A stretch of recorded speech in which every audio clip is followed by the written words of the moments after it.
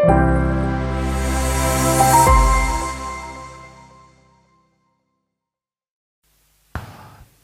banyak nikmat dari Allah yang kita tidak menyadarinya ini sebuah nikmat.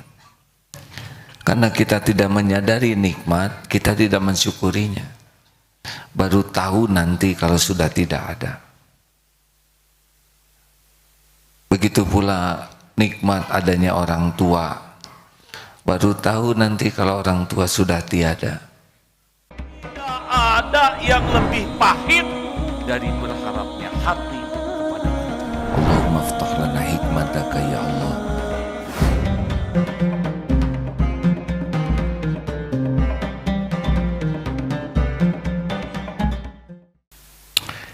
(212) ya gitu. Assalamualaikum warahmatullahi wabarakatuh.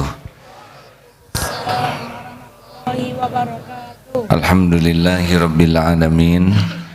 Alhamdulillahilladzi khalaqal mauta wal hayata liyabluwakum ayyukum ahsanu amala wa huwal azizul ghafur. Allahumma shalli wa sallim wa barik ala sayyidina Muhammad wa ala alihi wa ashabihi ajma'in. Alhamdulillah. Fadhil Ustaz. Bismillahirrahmanirrahim. Kitab Al-Hikam nomor 212. Man lam ya'rifin ni'ama biwuzdaniha arafaha biwujudi fuqdatiha. Siapa yang tidak mengenal harga nikmat ketika adanya nikmat itu, maka ia akan mengetahui harga kebesaran nikmat setelah tidak adanya atau lenyapnya.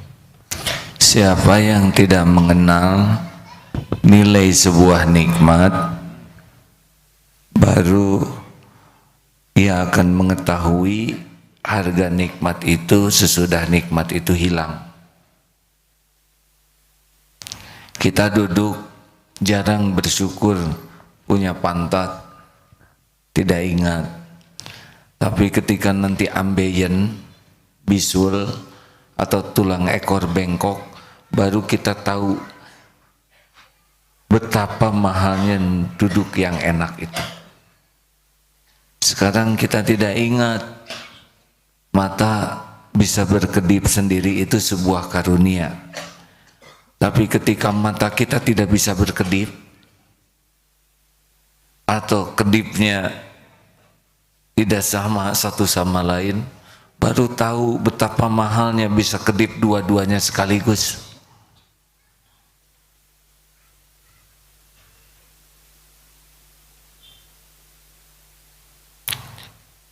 Kita tidak tahu mahalnya kaki, kecuali nanti kalau sudah mulai ada asam urat, mulai ada masalah dengan kaki, kita baru tahu bahwa jalan seimbang, bisa jalan tegak, itu nikmat yang besar.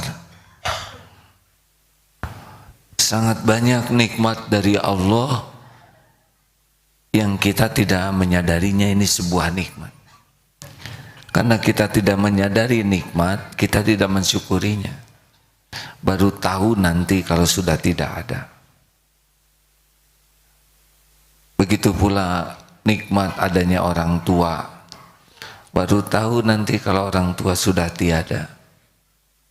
Kita kehilangan kesempatan masuk surga lewat pintu keridhaan orang tua.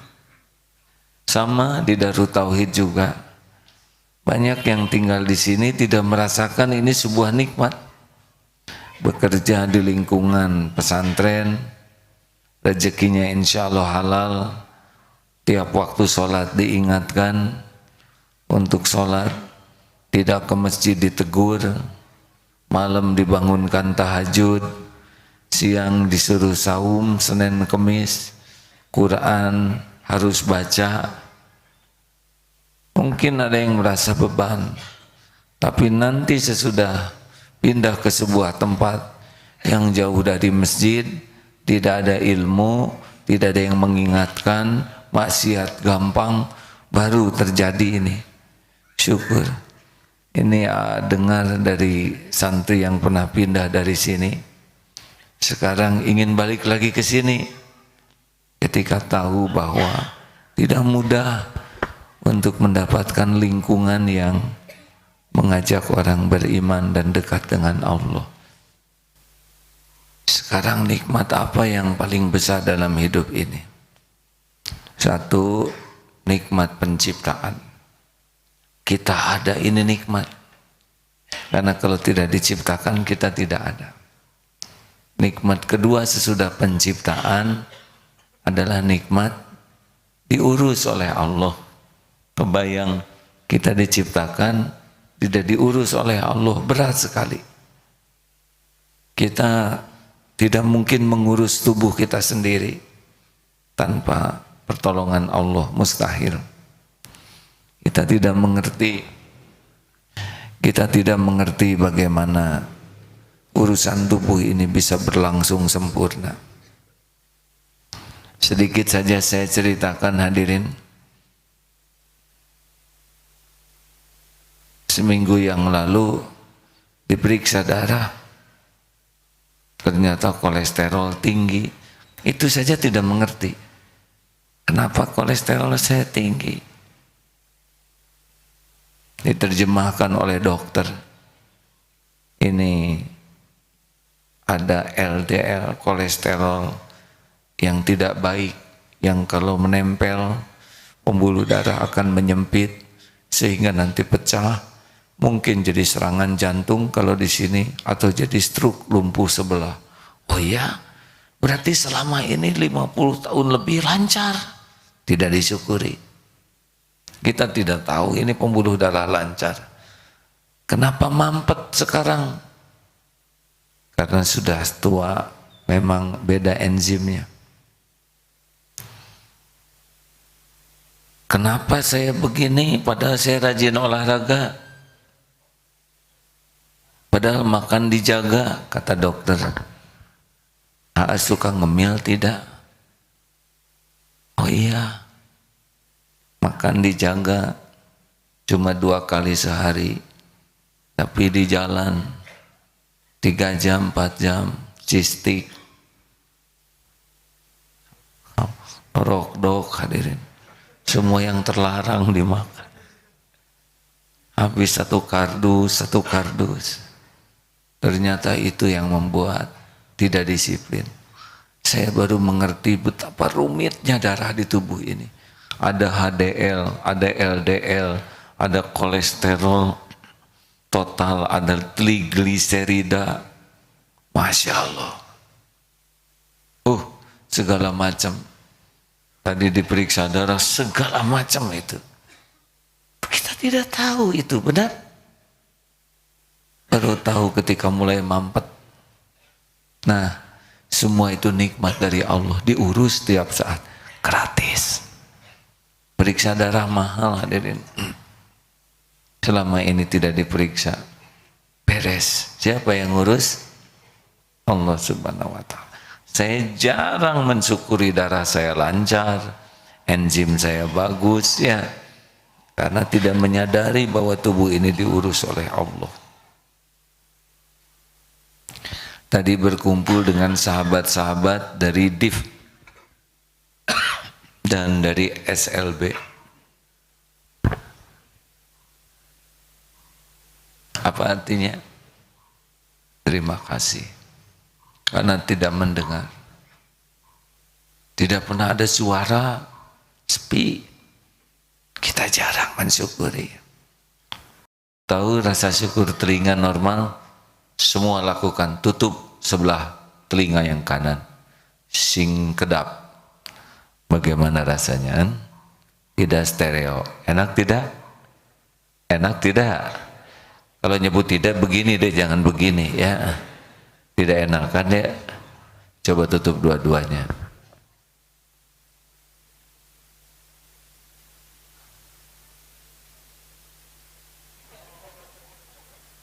Memang saya nggak keluarin suara saya, dan kebayang tidak kita sepi begitu setiap waktu kan?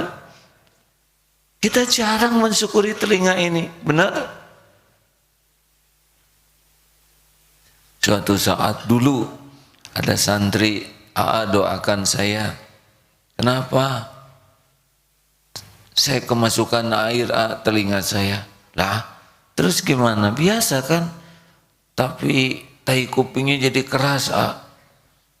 Tai kuping jadi keras. Iya, sampai dibor 2 kali. Tolong, gak enak sekali. Dibor. Saya ketawa terbahak-bahak. Gak kebayang kuping dibor. Allah tahu tuh. Dia menderita, saya tertawa. Itu sore, pagi harinya diajak berenang di Karangsetra. Gak pernah berenang di sana, sesudah besar. Pada subuh berenang, jam 6:30, deng, sebelah, deng. Masya Allah hadirin, siang-siang makin gak kedengaran. 2 kali dibor di THT. Sampai minta maaf, dik punten, saya sudah ngetawain, baru tuh hilang tuh.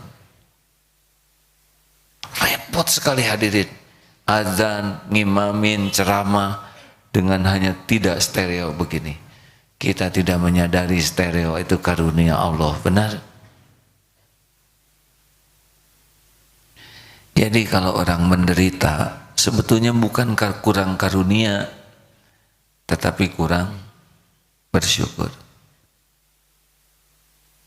Ini ngangguk ini kan karunia ini. Coba kalau cuman bisa ke bawah, nggak bisa naik lagi. Untuk begini-begini ini, otot ini tuh harus naik turun. Digerakkan. Coba kalau nggak berhenti. Saya sudah selesai ceramah, saudara. Ini ketawa itu karunia, hadirin. Kompak, suara didengar, perintah ke telinga, dari telinga ke otak, kamu harus ketawa sekarang. Tidak boleh telat, ya kan? Coba kalau delay setengah jam di jalan sendirian. Ketawa itu nikmat besar, karena untuk tertawa harus diterjemahkan benar. Ketawanya juga nadanya terukur. Itu kan paru-paru. Kita suara ini naik. Coba kalau ini nggak kebuka, jadi seperti mules.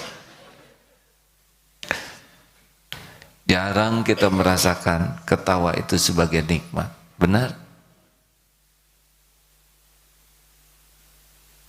Bagi saudara yang tidak jerawatan, jarang mikir itu sebagai nikmat. Lah saya sekarang lagi jerawatan, gak bisa ditahan hadirin.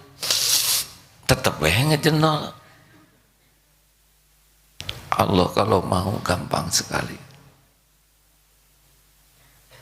Mari kita fokus kepada nikmat yang Allah beri. Hasilnya apa? Hasilnya kita jadi husnuzon kepada Allah. Kita jadi mengenal rahmat Allah, kita jadi tidak takut dengan nikmat-nikmat yang belum Allah berikan, karena kalau kita syukur, kita yakin Allah akan memberikan yang terbaik bagi kita. Banyak yang disyukuri atau sedikit bersyukur. Pernah seorang raja melihat ada orang kaya ini, raja kaya, lihat dari jendela, dia lihat itu tukang kebun enak,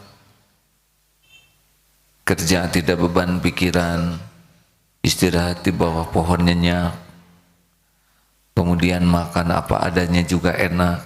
Lah saya pusing jadi raja, padahal maaf kurang enak, padahal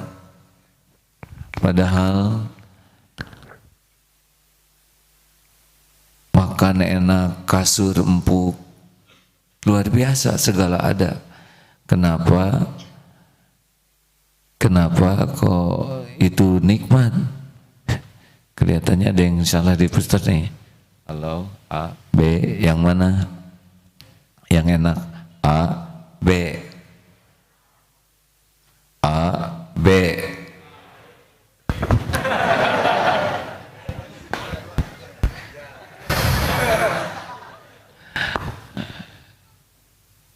Tanya ke menterinya, kenapa itu dia merasa bahagia sekali padahal tidak banyak rezekinya.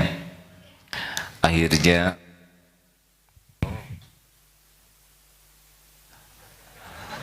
cara ngetesnya adalah pakai tes 99. Apa tes 99? Kita cek apakah kebahagiaannya ini bisa langgeng atau tidak. Makalah tolong dikirimlah oleh menteri tersebut 99 dinar. 99 dinar dalam sebuah kotak, tapi kotak itu diberi tulisan 100 dinar. Kasih, wah dia gembira dapat 100 dinar. Dihitunglah, kok cuma 99? Terus dihitung, jatuh di mana nih? Mulailah dia sibuk memikirkan yang 1 dinar. Besoknya dilihat oleh sang raja tukang kebun itu. Loh, kok tukang kebun itu sekarang murung? Kenapa? Ya itulah raja, tes 99. Saya kirim 99 dinar, tapi saya tulis 100 dinar. Jadi dia sedang memikirkan 1 dinar. Padahal kemarin dia tidak punya uang. Tiba-tiba ada yang ngasih uang 99 dinar. Tapi sibuk memikirkan yang 1 dinar. Kemana jatuhnya? Siapa yang ngambil? Bukannya mensyukuri 99 dinar yang dia juga tidak pernah berpikir uang itu bakal ada. Nah itulah kita. Kita sibuk memikirkan yang belum ada. Padahal Allah memberikan luar biasa setiap saat. Benar? Benarkah hadirin? Mudah-mudahan sesudah pertemuan ini setiap kali kedip kita bersyukur, alhamdulillah. Nafas, alhamdulillah. Bertemu orang, alhamdulillah. Mungkin adik-adik pernah mendengar kisah orang kaya yang belum beli tanah sepetak. Dia tuan tanah ini sudah membeli hampir semua tanah. Tinggal sepetak rumah tidak mau dijual. Jengkel sekali. Ini orang udah miskin, sombong, rumah jelek, tidak mau pindah. Tiap hari dia memikirkan rumah orang itu. Padahal dia punya rumah banyak, punya tanah luas, tapi sibuknya mikir tanah orang itu, tanah petani itu. Saking jengkelnya dia datangi. Pas didatangi rumah itu, sang petani sedang sholat duha. Selesai sholat, doa, kelihatan nikmat. Selalu wiridnya itu hamdalah. Alhamdulillah ya Allah. Alhamdulillah. Alhamdulillah ya Karim. Sampai berlinang air mata. Si orang kaya ini tuan tanah takjub. Rumah jelek, tanah sepetak, tapi seperti yang bahagia sekali. Penasaran, diketok pintu, tok tok tok. Alhamdulillah ya Allah. Pegang telinganya. Assalamualaikum. Alhamdulillah ya Allah. Waalaikumsalam. Tambah hamdalah. Saya nih tamu, lihat saya. Alhamdulillah ya Allah. Tunggu, ini kenapa hamdalah terus? Apa yang kakek lakukan? Saya sedang bersyukur sekali. Orang tidak punya rumah, saya punya rumah. Orang tidak punya tanah, saya punya tanah. Kenapa saya ketok alhamdulillah? Saya jadi ingat punya telinga yang mendengar suara diketuk, alhamdulillah. Ketika salam kok alhamdulillah, saya bersyukur ada yang mendoakan saya dengan salam, alhamdulillah. Waktu Bapak suruh lihat saya jadi ingat punya mata, alhamdulillah. Geleng-geleng kepala. Sekarang saya mengerti kenapa saya hidup tidak pernah bahagia. Walaupun saya punya harta melimpah ruah, karena saya sibuk memikirkan yang tidak ada, bukannya sibuk mensyukuri yang ada. Kek, terima kasih kakek sudah menyadarkan saya salah selama ini. Pulang, bilang ke istrinya, Bu, saya tahu penyebab kita tidak pernah bahagia. Kita kufur nikmat. Kita lebih sibuk memikirkan yang tidak ada daripada mensyukuri yang ada. Saya dapat pelajaran dari si kakek. Alhamdulillah Pak, kalau gitu sebagai terima kasih pindahkan tuh kakek ke rumah yang bagus. Bapak rumahnya banyak, kosong, lebih baik diisi kakek. Biarlah kakek di sana ibadah, Bapak dapat pahala. Benar Ibu.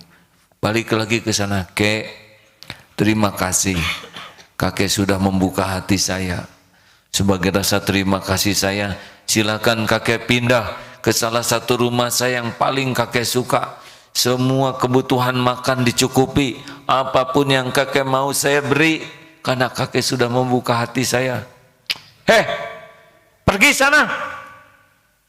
Orang nggak tahu diri. Loh, kenapa kakek marah? Rumah segede gini saja saya sudah susah mensyukurinya. Apalagi rumah yang gede. Pergi.